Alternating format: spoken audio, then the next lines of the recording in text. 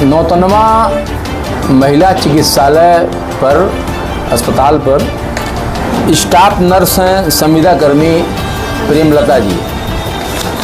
मैं आपको ये कहना चाहता हूँ कि प्रेमलता जी रतनपुर में तैनात थी और प्रेमलता जी का ट्रांसफ़र 24/6/2025 को मुख्य चिकित्सा अधिकारी के आदेशानुसार सामुदायिक स्वास्थ्य केंद्र नौतनवा पर किया गया, लेकिन उन्होंने ज्वाइन नहीं किया। उसके बाद पुनः रतनपुर अधीक्षक द्वारा 1 जुलाई 2025 को पुनः कड़ा पत्र लिखा गया उनको ज्वाइन करने के लिए, फिर भी उन्होंने ज्वाइन नहीं किया। उसके बाद 12/7 को तीसरा पत्र लिखा गया अधीक्षक रतनपुर सामुदायिक स्वास्थ्य केंद्र द्वारा कड़ाई से उनको ज्वाइन कराने के लिए, ट्रांसफ़र जो हुआ था, फिर भी उन्होंने ज्वाइन नहीं किया। इसके बाद 23 जुलाई को सीएमओ महाराजगंज ने बहुत ही कड़ा पत्र लिखा। उन्होंने क्या लिखा पत्र में कि उपरोक्त के क्रम में आपको अंतिम अवसर प्रदान करते हुए निर्देशित किया जाता है कि तत्काल सामुदायिक स्वास्थ्य केंद्र नौतनवा जनपद महाराज अपने योगदान की सूचना प्रस्तुत करना सुनिश्चित करें, अन्यथा की स्थिति में आपके विरुद्ध नियमानुसार आवश्यक कार्रवाई करते हुए जिला स्वास्थ्य समिति महाराजगंज के माध्यम से संविदा समाप्ति किए जाने हेतु कार्रवाई की जाएगी। और इसके पहले उन्होंने तमाम तरह के इन्होंने जो है कड़ी फटकार लगाई थी। इस दौरान अब आप देखिए कि 24/6 से 23 जुलाई मतलब 1 महीना लगभग हो गया, उन्होंने ज्वाइन नहीं किया ट्रांसफ़र के बाद भी, और वो काम नहीं कर रही थी।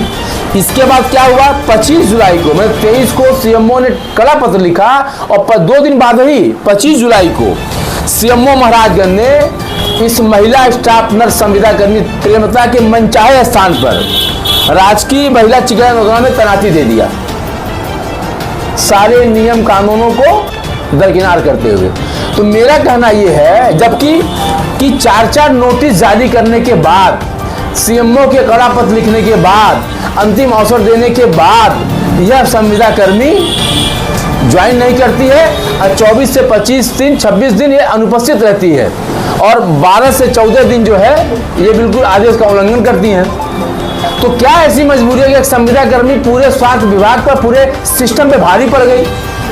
इसी को लेकर कल मैंने सीएमओ महाराजगंज से मैं उनके महाराजगंज ऑफिस से मिला हूं और मैंने उनको एक शिकायती पत्र दिया है कि आप इसकी जांच कराएं। जबकि एक बात और बता दूं आपको, ये आपका शासनादेश है, ये देखिए, ये राष्ट्रीय स्वास्थ्य मिशन उत्तर प्रदेश सरकार शासन का एक शासनादेश है राष्ट्रीय निदेशक के द्वारा, मिशन निदेशक के द्वारा। इसके क्रम संख्या 9 पर, इस शासनादेश के क्रम संख्या 9 पर स्पष्ट लिखा हुआ है कि कोई भी संविदा कर्मी 1 सप्ताह अपने ड्यूटी से अलग रहती है, काम नहीं करती है, ड्यूटी पर नहीं रहती है, तो उसकी सेवा समाप्ति स्वतः मान ली जाएगी।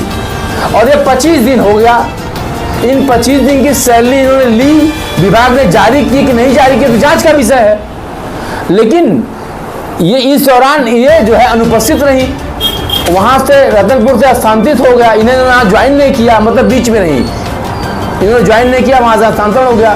तो क्या ऐसी मजबूरी है कि एक संविदा कर्मी के लिए पूरे शासनादेश को उल्लंघन किया जा रहा है, स्वास्थ्य विभाग के नियम कानून का उल्लंघन किया जा रहा है? सीएमओ साहब क्यों फेवर कर रहे हैं भाई? ये जांच का विषय। मैंने एप्लीकेशन वहाँ कल मैंने शिकायती पत्र दिया है और इनकी बड़ी शिकायतें हैं प्रेमलता की। अभी कुछ दिन पहले एक महिला डिलीवरी का मामला था, नॉर्मल डिलीवरी हुई, एक कुंसरवा का मामला था, वो व्यक्ति मेरे पास आया हुआ है और उसकी नॉर्मल डिलीवरी थी और बच्चा पैदा हुआ, सफाई के दौरान उसके मना करने के बाद उन्होंने ऐसा किया कि स्वेलिंग हो गई और उसके जान के बनाई। उसके बाद वो लेके भगा अपना खेत रेहन कर करके किस तरीके से वहाँ जान बचाया गोरखपुर अस्पताल में और उसकी महिला की बशिदाई निकालना पड़ा।